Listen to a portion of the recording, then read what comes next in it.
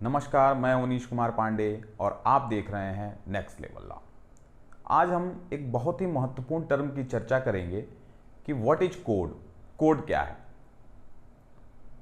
कई बार लोग इसमें कंफ्यूज हो जाते हैं। आप देखते हैं कि कई सारी विधियों में कोड का प्रयोग किया गया है और कई सारी विधियों में एक्ट शब्द का प्रयोग किया गया है। तो आइए हम देखते हैं कि कोड का क्या मतलब होता है। सबसे पहले हम बात करें कोड शब्द की, तो कोड शब्द की जब हम बात करते हैं तो कोड शब्द के लिए हिंदी का शब्द प्रयोग किया जाता है संहिता। और अगर हम इसकी डिक्शनरी मीनिंग की बात करें कि कोड की हिंदी डिक्शनरी मीनिंग क्या है, तो हम देखते हैं कि डिक्शनरी में इसके लिए कई सारे शब्द प्रयोग किए गए हैं। कोड के लिए संयोग, मेल, संकलन, संग्रह। और हम देखते हैं कि अब हम इसको डिफाइन किस तरह से कर सकते हैं, परिभाषित कैसे करें। तो विधि में अगर हम कोड को परिभाषित करें तो विधि में कोड का मतलब यह होता है कि कोड क्या है, तो code is a collection of laws, rules और regulation that are systematically arranged. तो कोड क्या है, तो कोड विधियों का, नियमों का और विनियमों का व्यवस्थित कलेक्शन है, व्यवस्थित संग्रह है। और अगर हम इसके उदाहरण की बात करें तो हम देखते हैं कि जब फर्स्ट लॉ कमीशन बना, जिसके अध्यक्ष लॉर्ड मैकाले साहब थे, 1834 में उसको बनाया गया, तो वहां पे हम देखते हैं कि उसके पहले क्या स्थिति थी। आईपीसी जब बनाया गया, भारतीय दंड संहिता जब बनाया गया, तो उसके पहले यह स्थिति थी कि कई सारी विधियां प्रचलित थी। जो भी उस समय के अपराध हुआ करते थे, उस समय की जो दंड देने की जो व्यवस्था थी, उस संबंध में कई सारी विधियां प्रचलित थी। और जो विभिन्न संप्रदायों के लोग थे, अलग अलग धर्मों के लोग थे, अलग अलग विधियों से शासित होते थे। जैसे अगर हिंदू है तो अलग विधि है, मुस्लिम है तो अलग विधि है, जैन है तो अलग विधि है, पारसी है तो अलग विधि है। अब इन सारी विधियों को उन्होंने क्या किया, एक रूप देने का प्रयास किया और उसको कलेक्ट करके एक विधि बनाया, भारतीय दंड संहिता, जो आज वर्तमान में चल रही है।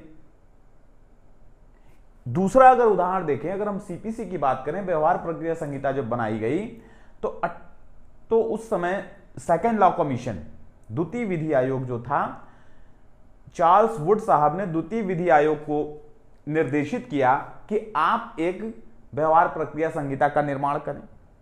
क्यों?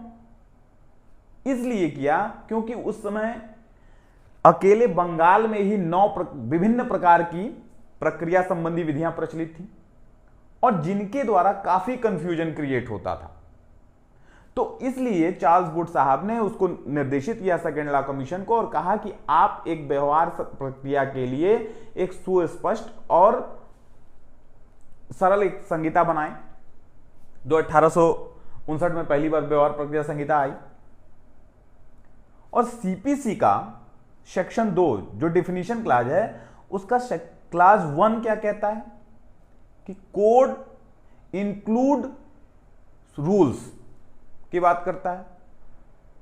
मतलब कि संहिता में नियम भी हैं। ये तो हो गई सीपीसी की बात। अगर एक और उदाहरण लें तो वर्तमान का उदाहरण हम देखते हैं तो यूपी में 2006 में एक लैंड रेवेन्यू कोड बनाया गया।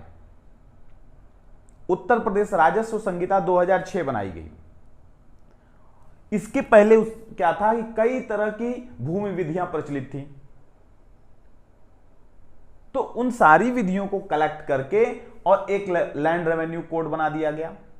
तो कोड का मतलब यह होता है कि code is a collection of laws, rules and regulation,